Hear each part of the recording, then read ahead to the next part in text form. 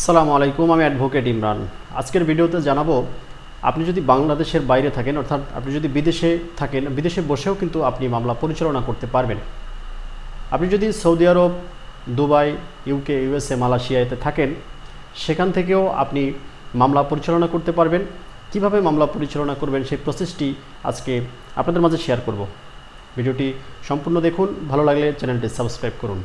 অনেকেই মনে করেন যে বিদেশ থেকে মামলা পরিচালনা করা যায় না। ধারণাটি আপনাদের সম্পূর্ণ ভুল। বিদেশ থেকেও মামলা পরিচালনা করা যায়। বিদেশ থেকে আপনি কি ধরনের মামলা পরিচালনা করতে পারবেন? আপনি ফৌজদারি মামলা পরিচালনা করতে পারবেন, আপনি দেওয়ানি মামলা পরিচালনা করতে পারবেন, আপনি পারিবারিক কোনো মামলা পরিচালনা করতে পারবেন। এছাড়া আপনি হাইকোর্টে রিট পর্যন্ত দাখিল বা দায়ের করতে পারবেন। আপনার এজন্য যে প্রক্রিয়াটা অনুসরণ করতে হবে, সেই প্রক্রিয়াটার মূল প্রক্রিয়াটি হচ্ছে আপনি একজন ভালো আইনজীবী নিয়োগ করবেন। আপনার পছন্দ মতো এবং ভালো যারা নিয়মিত প্র্যাকটিস করে এরকম একজন আইনজীবী নিয়োগ করবেন এবং আপনার একটি পাওয়ার অফ অ্যাটর্নি অর্থাৎ আমোক্তারনামা তাকে দিতে হবে। এই আমোক্তারনামাটি মাধ্যমেই আপনি মামলা পরিচালনা করতে পারবেন। এই আমোক্তারনামাটা আপনি একজন আইনজীবীর মাধ্যমেও তৈরি করতে পারেন, আবার আপনি চাইলে আপনি যে দেশে থাকেন সে দেশ থেকেও তৈরি করতে পারেন। আপনার বিশ্বস্ত যে লোক থাকবে বাংলাদেশে, তাকে এই পাওয়ার অফ অ্যাটর্নিটি দিয়ে আপনার হয়ে সে কিন্তু মামলা পরিচালনা করতে পারবে। এই পাওয়ার অফ অ্যাটর্নিটি করার জন্য আপনার যে কাগজপত্রগুলো লাগবে তার ভিতর অন্যতম হচ্ছে আপনার এক কপি ছবি লাগবে, আপনার ভোটার আইডি কার্ড এর ফটোকপি থাকতে হবে অথবা পাসপোর্টের একটি ফটোকপি থাকতে হবে। এছাড়া নাম ঠিকানা প্রয়োজন হতে পারে। আর আপনি যাকে পাওয়ার অফ অ্যাটর্নিটি দিচ্ছেন তার অবশ্যই ছবি লাগবে, তার নাম লাগবে, তার ঠিকানা লাগবে এবং তার একটি ভোটার আইডি কার্ড লাগবে। পাওয়ার অফ অ্যাটর্নি আপনি প্রস্তুত করবেন। বাংলাদেশ থেকেও পাওয়ার অফ অ্যাটর্নি প্রস্তুত করা যায়। এছাড়া আপনি যে দেশে রয়েছেন সে দেশ থেকেও কিন্তু পাওয়ার অফ অ্যাটর্নি প্রস্তুত করতে পারেন। পাওয়ার অফ অ্যাটর্নি প্রস্তুত করে বাংলাদেশ হাই কমিশন বরাবর থেকে কিন্তু আপনার একটি অ্যাটাস্টেড করতে হবে। আপনি এই অ্যাটাস্টেড করার পরে আপনি চাইলে ডাক বিভাগের মাধ্যমে অথবা কুরিয়ার সার্ভিসের মাধ্যমেও কিন্তু বাংলাদেশে এই পাওয়ার অফ অ্যাটর্নিটি পাঠাতে পারবেন। আপনি যে মামলাটি দায়ের করবেন সেই মামলাটির সময়কাল কতদিন হতে পারে অথবা কত টাকা খরচ করতে পারে, এটির কিন্তু একটি প্রশ্ন।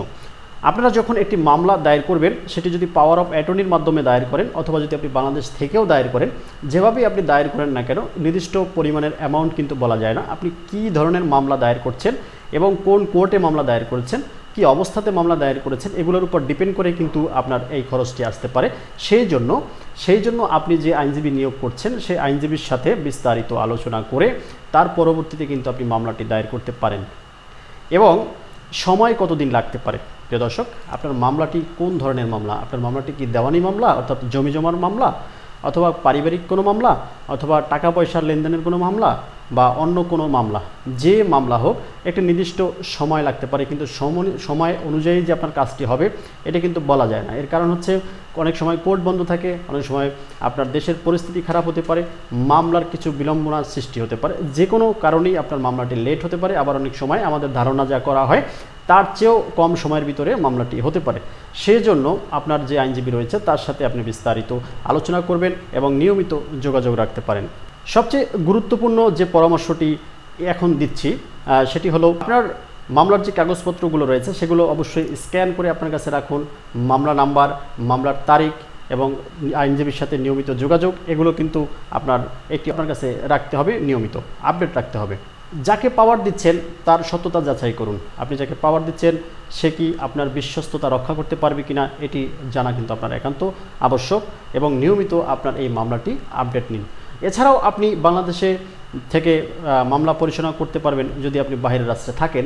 সেজন্য আপনার যে কাজটি করতে হবে, বিশেষ করে একটি প্র্যাকটিক্যাল জ্ঞান আপনাদের কাছে শেয়ার করছি, সেটি হলো যদি আপনি বাংলাদেশের বাইরে থাকেন এবং সেই সময়ে যদি কেউ আপনার সাথে প্রতারণা করে থাকে টাকা পয়সার বিষয় অথবা অন্য কোনো বিষয়, সেই ক্ষেত্রে আপনি যে কাজটি প্রথমে করবেন, আপনার যে বিশ্বস্ত ব্যক্তি রয়েছে তাকে আইনজীবীর কাছে পাঠাবেন এবং আপনাকে